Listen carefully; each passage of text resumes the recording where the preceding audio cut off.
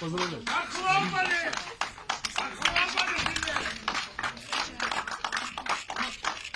Алмазбек Атамбаев чыгып келе атат.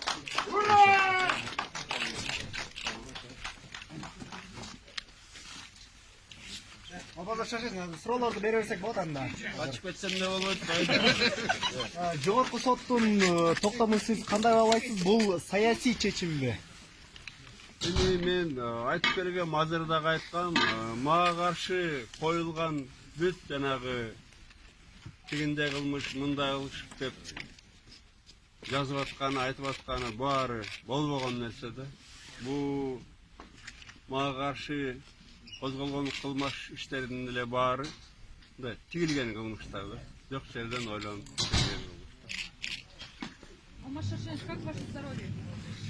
Надо срочно лечиться, честно говоря. Надо срочно улетать на лечение, пролечиться. Но я, как всегда, вернусь, I'll be back. Азыр биринчи май Вот районунда был вопрос, как вы относитесь к решению Верховного суда. Я всегда говорил, и сейчас вам хочу сказать, что все уголовные дела против меня, они придуманы, сшиты белыми нитками.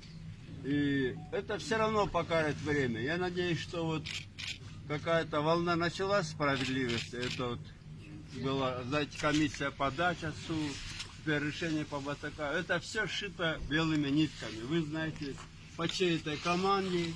И те, кто шили эти уголовные дела, они до сих пор сидят в руководстве силовых структур. биринчи май районунда куда поедете? Көрдүк, сиз ошол ден соолугуңузга байланыштуу чет өлкөгө дарыланып келүүгө уруксат берген. Жоқ, анысына албетте